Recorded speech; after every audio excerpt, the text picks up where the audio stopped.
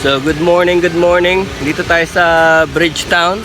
So meron tayong advanced riding today.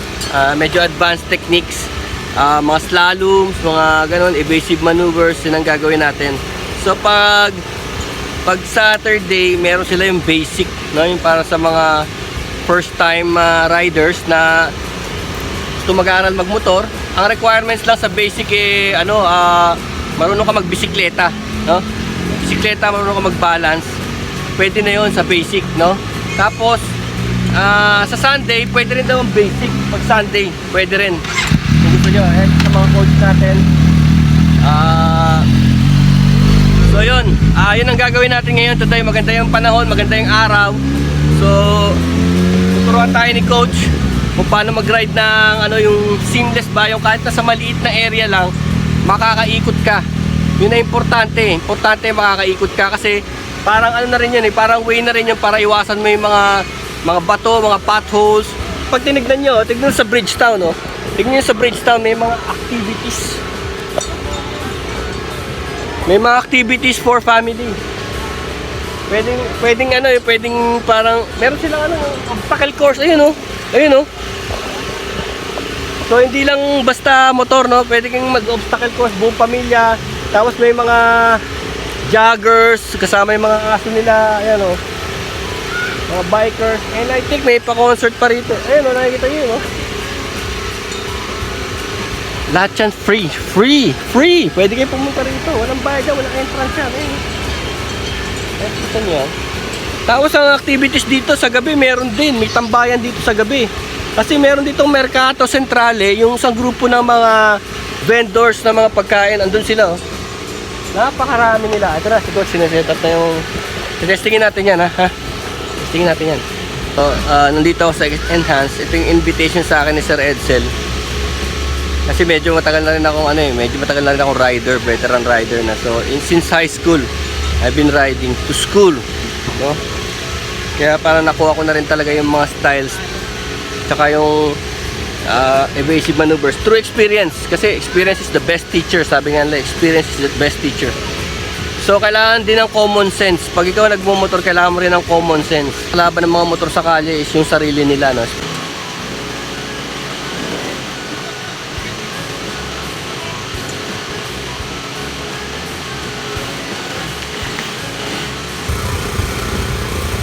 Galing, ano?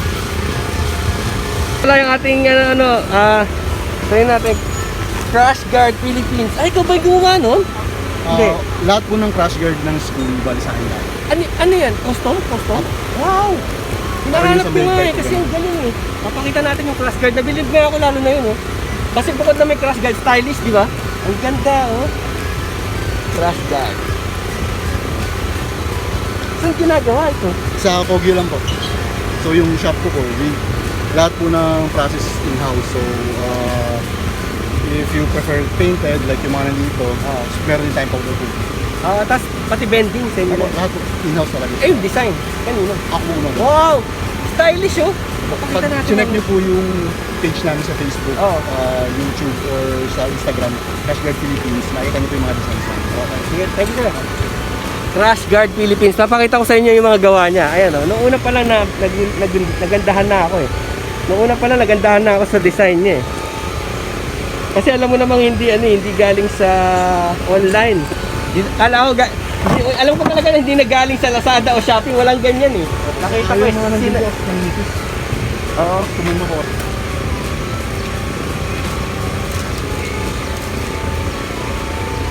Falcon FKM 400 X400.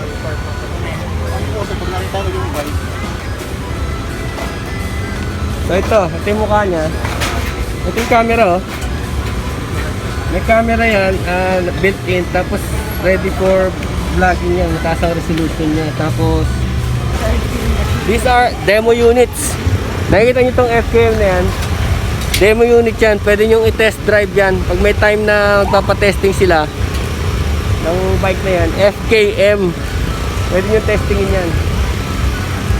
Tapos nakikita nyo yung mga bikes na yun ang pwede nyo subukan kung gusto nyo mag-aral sa Ride Academy, Basic and Advanced. Nakikita nyo yung mga bike na yun, yan. Yan ang pwede nyong hawakan dito. Kahit wala kang motor, kahit wala kang dalang motor, pwede. May motor tayo dito. Ambulansya for emergency, may event yata dito. So truly, dito sa Bridgetown, isang events place, no? Kahit na ano, anything goes. Pwede kang kumain, pwede kang mag-exercise. Pang pamilya, pwede maglaro mga bata. Siguro at night, ano ba yan? Parang may concert hall pa rin. May mga obstacle course, so ayun, oh. Yung mga ring, yung monkey bar, monkey ring. Tapos ito may rope. Nakita nyo, may rope, oh.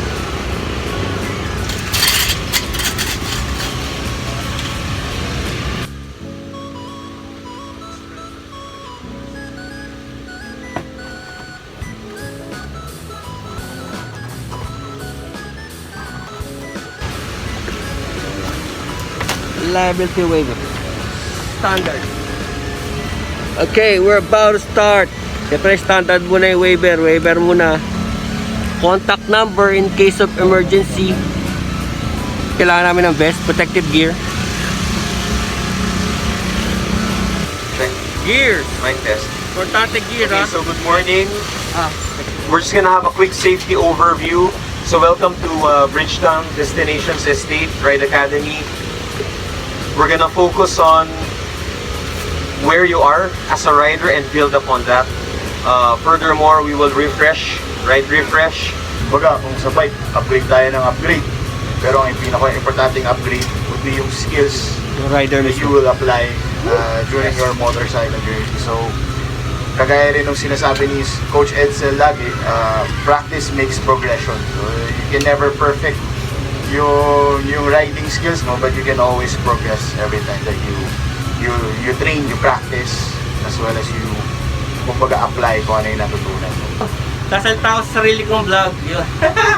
Well, kailangan talaga ma-experience nyo talaga yung ano. Kailangan talaga yung mag-training kayo. Tapos yung bike will be an extension of your body. Kailangan alam nyo yung potential ng bike, pati yung rider. Kailangan, para sila nagtitraining, no? Upgrade the bike, upgrade the rider.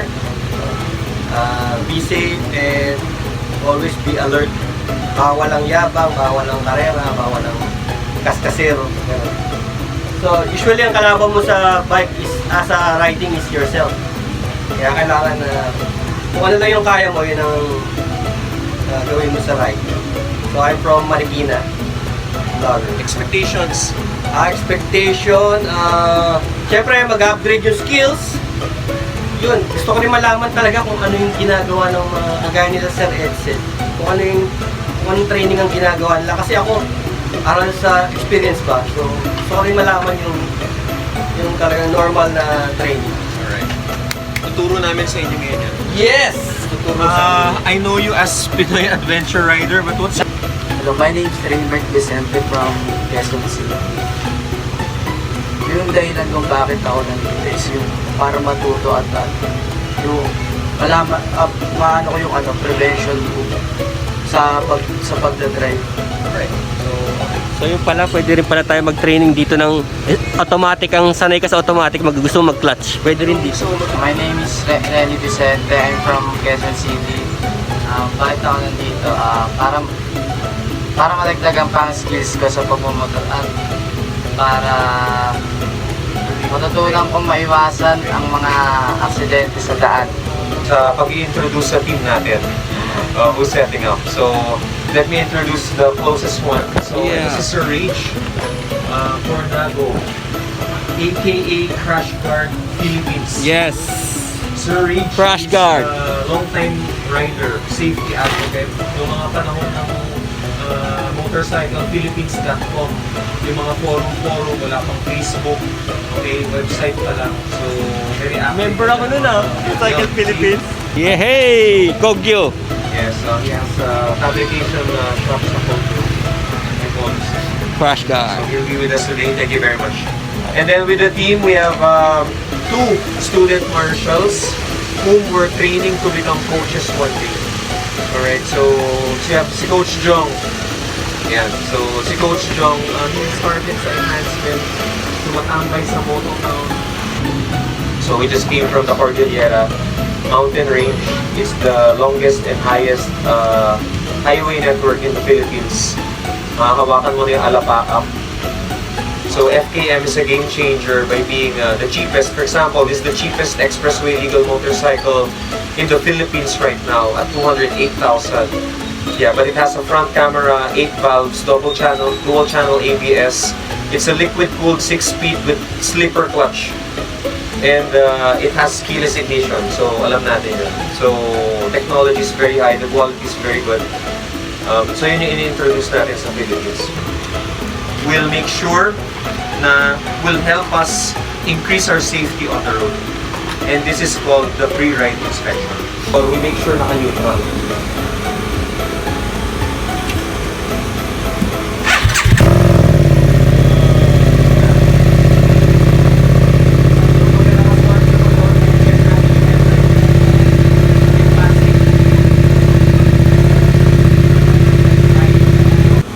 Pagkapuyat ang katawan, mahina ang katawan, huwag tayo masyadong mag-ride. Okay? Kasi kailangan ng 100% ng physical capacity natin mag-ride.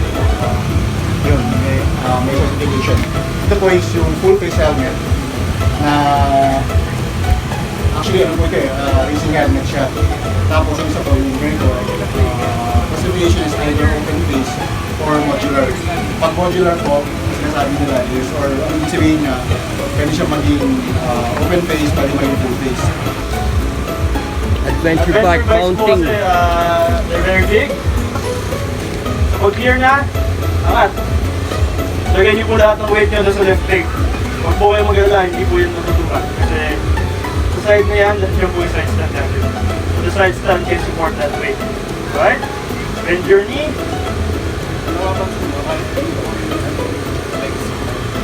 Imagine may tapak pa.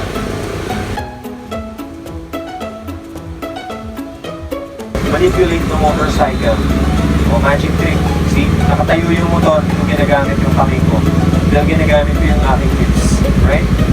Handlebars, nandito. If the side stands up, make sure naka-neutral. Yan, kita nyo. Pag nakapreno ako, umiilang ka. Ito yung hanap ko, ito 5%. Sabihin niya pag nakapreno ako Yes! Oh. Yes! Oh, Tutulak ko yung motor. bakit kaya? See? Yan yung tinatawag guys na preloading or 5% rule. Dudulas pa rin siya. So, ang ginagawa ko is naka-cover lang ako sa brakes. Okay, pero nakapreno pa rin. So, what it does is that it prepares your motorcycle. Yan, naka-brakes ako until 5% rule.